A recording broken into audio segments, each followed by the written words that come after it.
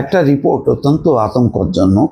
এই মুহূর্তে প্রথম আলোর যে রিপোর্টটা কালকে রাতে তারা প্রকাশ করেছে, এখনও সেটি গুরুত্ব সহকারে তাদের ফার্স্ট লিড হিসাবে রেখে দিয়েছে। সেটি হচ্ছে থানা থেকে লুট হওয়া অস্ত্র অপরাধীদের হাতে।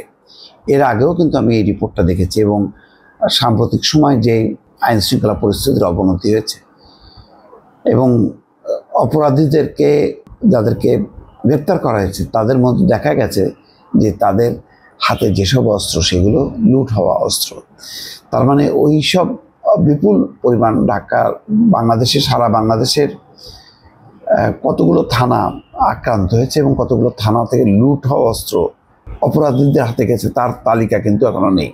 অর্থাৎ লুট হওয়া অস্ত্রের অল্প অংশই উদ্ধার করা গেছে, বাকি অংশ কিন্তু তার কোনো হদিশ নেই। ধারণা করা হচ্ছে যে এগুলো অপরাধীদের আছে এবং তারা এবং অনেক পুলিশের সাবেক সদস্য যারা পালিয়ে গেছে, যারা আওয়ামী লীগ রিক্রুট ছিল, তারা এখন ওই পলাতক অবস্থায় থেকে অপরাধীদের সঙ্গে যুক্ত হয়ে তারা চুরি, ডাকাতি, রাহাজানির কাজে লিপ্ত আছে। এমন কিছু ঘটনাও কিন্তু ঢাকা এবং ঢাকার বাইরে ধরা পড়েছে। এখন যে খবরে বলা হচ্ছে, প্রথম আলোর খবরে চট্টগ্রাম থেকে গাজী ফিরোজ করেছেন, তাতে বলা হচ্ছে চট্টগ্রাম নগরে থানা ফাঁড়ি থেকে লুট হওয়া অনেক আগ্নেয়াস্ত্র ও গুলি এখনও উদ্ধার হয়নি। এসব অস্ত্রগুলি ডাকাতি, ছিনতাই সহ নানা অপরাধমূলক কর্মকাণ্ডে ব্যবহৃত হচ্ছে। লুট হওয়া অস্ত্র কেনা বেচায় পুলিশেরও সম্পৃক্ততা পাওয়া গেছে। এইটাই বলছিলাম যে পুলিশের সম্পৃক্ততা আছে। পুলিশের যারা রানিং পুলিশে আছে তারা এবং যারা পালিয়ে আছে, সাবেক পুলিশ সদস্য, সেনা সদস্য, বিজিবি সদস্য, র্যাব সদস্য, তারা কিন্তু এই অপরাধের সঙ্গে যুক্ত হতে অপরাধের মাত্রাটা অনেকখানি বেড়েছে এবং এটি একটা ভয়াল রূপ নিয়েছে।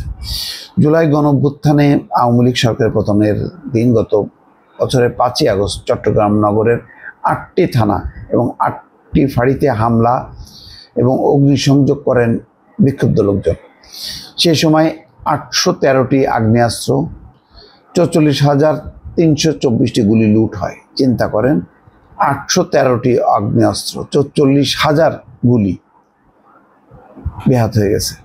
পুলিশের একটি সূত্র বলছে বেশিরভাগ অস্ত্রগুলি এখনো উদ্ধার হয়নি।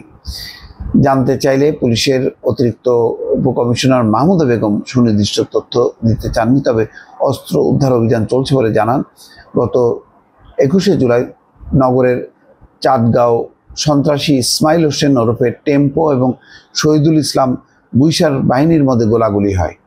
পরে পুলিশ বহদ্দারহাট কাঁচাবাজার এলাকায় সন্ত্রাসী শহীদুলের আস্তানার সন্ধান পায়।